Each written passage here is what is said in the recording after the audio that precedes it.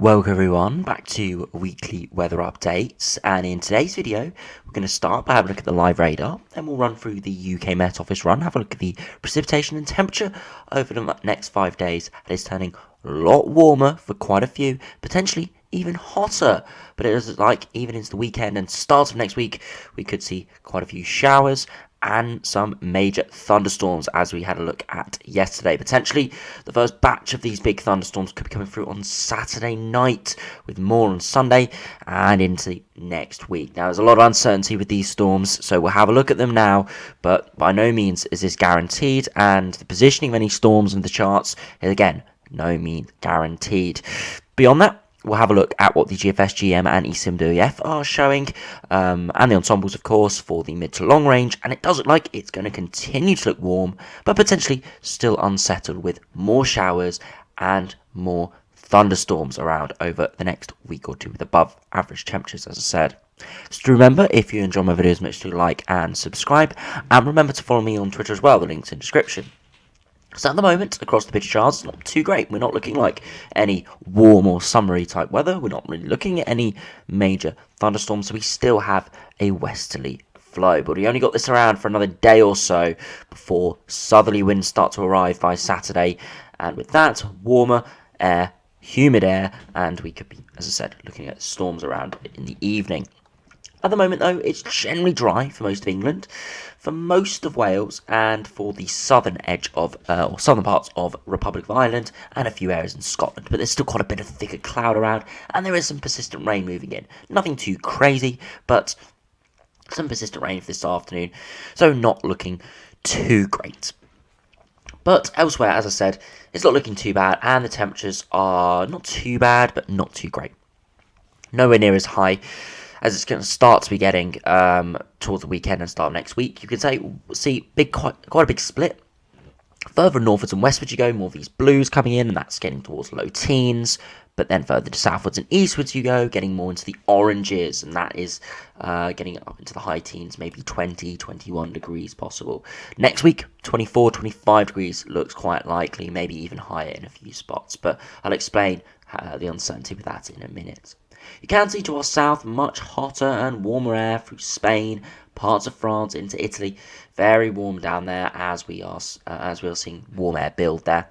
And it is going to be dragged northwards over the coming days towards the UK, and that's going to be increasing our temperatures. Now, if we do have a look at the UK Met Office run, have a look at the precipitation and temperature over the next 5 days, we'll start to see the first hints of some warmth this weekend into the start of next week. And of course, our first look at thunderstorms on the short-range models. Now, as I said at the start of the video, we must emphasise there is uncertainty with this. Positioning can change quite drastically at short notice, and of course it's convection based, so convection can pop off. It can pop off with quite a large area of uncertainty, large error, where we do see these storms pop off across the weekend and start of next week. So these are the general areas, but by no means, if you're seeing big thunderstorms now, it is guaranteed. So if we do run through the course of this afternoon, you can see the persistent rain moving in from the northwest, and it does spread through, and by early hours of tomorrow it should have cleared most areas in the north, and we do have quite a bit of thick cloud around. By tomorrow afternoon, still some patchy rain across the northern parts of Scotland, but elsewhere it's drier, with some sunshine coming out as we start to build that high pressure from the south. As we head into Saturday, you can start to see those winds veering more of a southerly direction.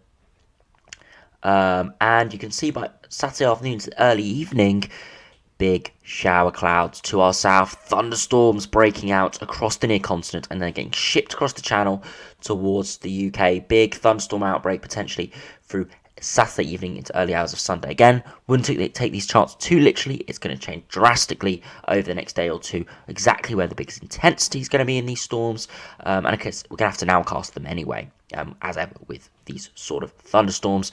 But this is the general area through central southern England, southeast England, perhaps even to southwest England as well. There will be, of course, portions within this that hasn't got any lightning activity. That's just generally some heavier rain, and that is something that is going to be seen with this. So not all of this is going to be thunderstorms, but quite likely at least some of it is down the spine where we see these brighter colours.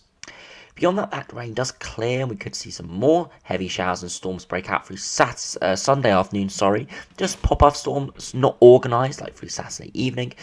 And then as we head into Monday, again, you can see some storms potentially across parts of Republic of Ireland and a few popping off here and there in southwest England, maybe convergent zones giving way to that. And then by Monday evening into Tuesday, you start to see low pressure coming from the west, bringing unstable air, popping off some more showers and thunderstorms as it collides with the warm, hot air masses. Again, if we have a look at the pressure, you can see as we head into Saturday, you can see the high pressure to our south dragging up those southerly winds. Very warm conditions, little localized low pressure systems there through early hours of Sunday, and that's causing these storms. And then you can see by Monday, low pressure out to our west, high pressure to our east, and it's squeezing southerly winds. And it's in this battleground here where we're going to see those storms break out. And again, we have a look at the 850 HPA temperatures.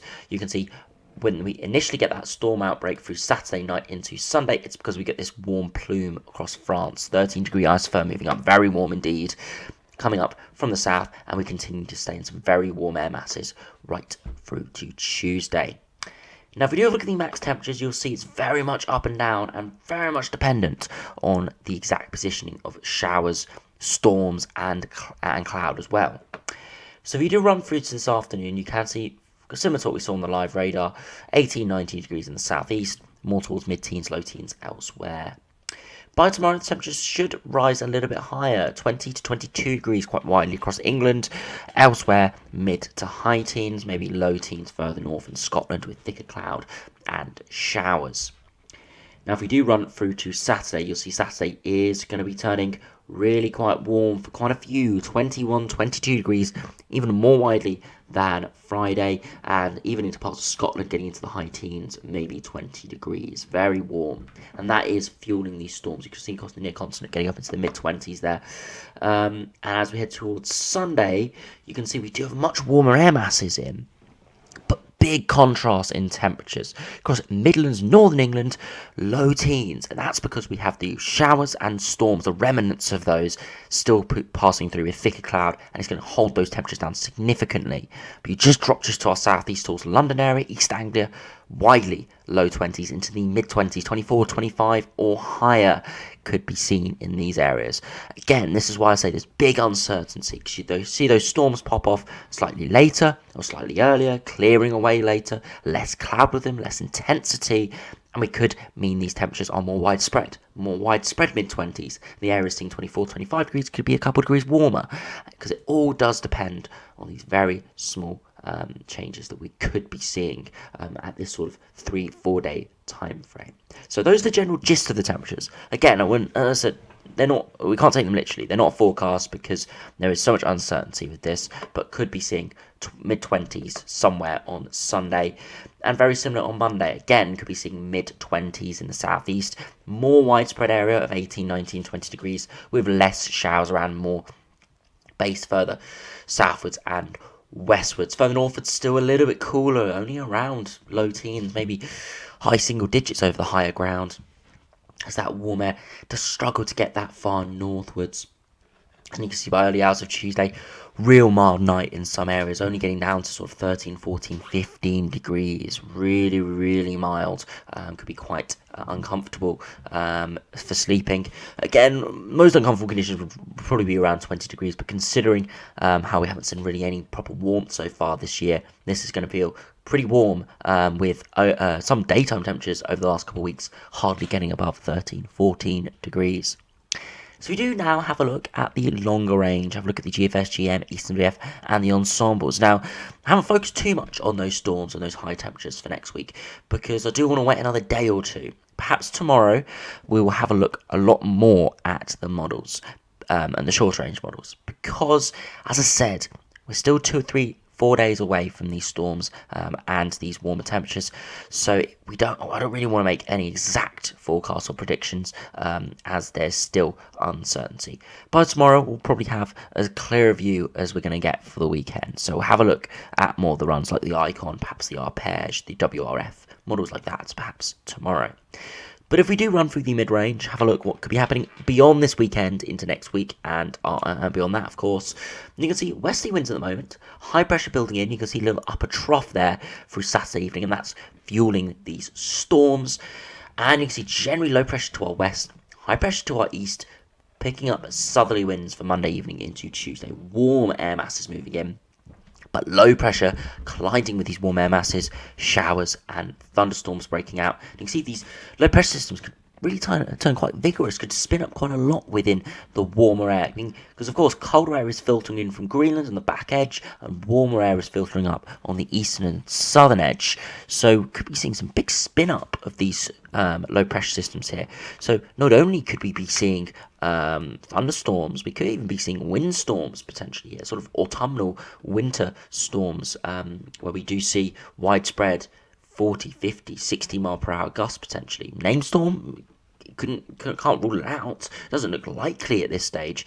But yeah, looking at what this GFS is doing with these low pressure systems, you couldn't rule it out, I must say. Beyond that, low pressure remains out in the Atlantic, and we remain generally with a south to southwesterly flow. Before right to the end, we do generally go more into a westerly flow, and quite unsettled right to the end of the run, and chilly as well with a more north to northwesterly flow. But as I said, it's so far in the future, there is not too much weight behind it. If we do look at the upper air temperatures, you can see not too great at the moment, but turning much milder through to Saturday. Those real warm air masses just south across parts of France. We're tapping into it, especially in the southeast. That's why we're seeing those mid-20s, maybe high 20s there. But low pressure running in off the Atlantic with real warm air on its eastern edge, cool, cold air on its western edge. And it's going to fuel those low pressure systems and storms. You look at the temperature deviation, a good 6 to 8, maybe 10 degrees above average across France and the UK. Just out in the Atlantic, just across the southwest coast of England, more down towards -2 or 2, 4, 6 degrees below average. That big temperature contrast is going to be potentially creating some big sparks out across the United Kingdom and France.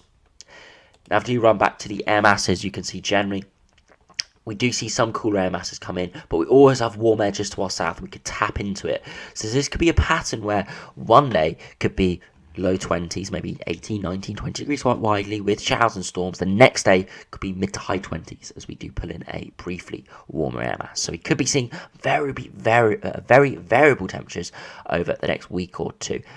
Regardless, though, it still does look warmer than average. We are going to be warmer than average for the whole time. Just how much warmer than average, it could fluctuate quite a bit. So if we do now have a look at what the GM is showing for the next 10 days. Now you can see westerly winds at the moment, high pressure building in from the south, and those low pressures running in. Now they're not running in quite as much as the GFS, so perhaps warmer and drier the further eastwards you go, but still with showers and storms as that low pressure is still close by. And right towards day 10, more of a westerly flow trying to build in, but the high pressure to our east is still trying to hold out, so we'll have to see what happens with that.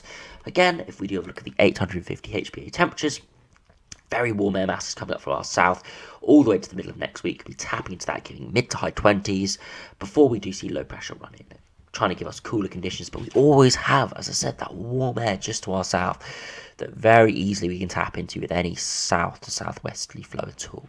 So that is something we do have to keep an eye on. Could be fluctuating temperatures, as I said, but always well above average. Now if we have a look at the ECMWF run, see how that does compare. Again, high pressure building in over the course of the weekend, low pressure trying to run in off the Atlantic, but having even less success than the GM run, with high pressure remaining to our east and building back over the top of the run, over the UK at the end of the run. Very warm this would be. We do run it back, of course, have a look at the upper air temperatures, very warm towards Monday, Tuesday time, and even into the middle of next week, turning very warm again.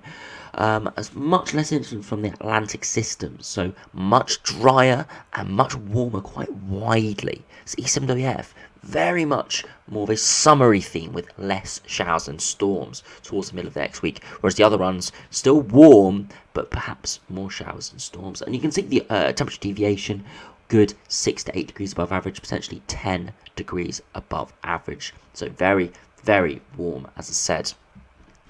Now if we do finish the video by having a look at the ensembles, you can see it's well reflected here, around or slightly below average for the next sort of 12 hours before we turn much above average for Friday, Saturday and Sunday, and we're peaking those upper air temperatures by the start of next week, by around Monday time. We stay very warm, around 10 degrees at 850 HPA for a couple days, before we see a bit of a dip, but that's because of uncertainty. Some runs bringing that low pressure in off the Atlantic, having a bit of a thundery breakdown potentially, returning things to around or slightly above average. Others stay well above average, around that 10 degree isotherm, maybe 15 degrees. So very warm and hot. And generally, though, longer term, it does look like it's going to be around or above average for the whole period. So this is why I say there could be big fluctuations between how warm it gets, but regardless of how warm it is, it's going to be above average. That is something that I think a lot of people will like. Even on perhaps cooler days with more showers and storms, the upper air temperatures will still allow it to get to the high teens, maybe 20, 21 degrees. And on the warm days, without showers, it could get up to the mid to high 20s. Now you can see we have been seeing an increasing signal of precipitation in around the weekend and start of next week, and that is those showers and storms and a bit more consistency coming in there with some spikes sort of growing together, and that is because we are seeing that is because we are going to be seeing the ensemble starting to pick up a little bit more with these storms. As of course they're low resolutions, they're only really going to pick up on the convection in the shorter time frame. And if we do have a look briefly at the 2 meter temperatures as well, you can see trending well above average for this weekend into the start of next week. Ensemble showing low 20s, but again, add a few degrees to that for reality. And in the longer term, staying around that 20 degree mark, so very nice indeed. If we also have a look at the ECMWF Ensembles, just have a look at the midnight run. Again, around or slightly below average, and then trending well above average for the next week or two. Very, very nice. Longer term, right in the longer term, maybe towards the end of May, trending more towards average, but very big uncertainty in that time frame. As I said, though, increasing precipitation signal around the 15th, 16th, 17th of May, so hence the weekend and start of next week, as these ensembles do start to pick up on the convection. As I said, tomorrow we'll really focus on the storms and the warmer temperatures, because of course, wherever we see storms, we'll see cooler temperatures. Where we don't see storms, we'll see those warmer temperatures. So there is going to be a correlation between that. You could see more storms over the next few days, next week or so, but you won't be seeing the warmer conditions. You may avoid the storms, but then you'll see the mid-20s. So we're going to have a look at that in a lot more detail tomorrow. But the general theme still is warm, well above average, potentially hot for a few, but increasing signal for showers and storms. There's going to be periods where we could see widespread showers and storms, but most days there is likely to be sufficient lift that we could see pop-up showers and storms any day, really. So we're really going to have to keep an eye on it and have a good look at it tomorrow. But it's not looking too bad over the next week or two. I think a lot of people are going to look forward to some warmer conditions and, of course, maybe some thunderstorms around as well. But anyway, thanks for watching, hope you enjoyed, subscribe if you're new, and I'll see you again for another video soon.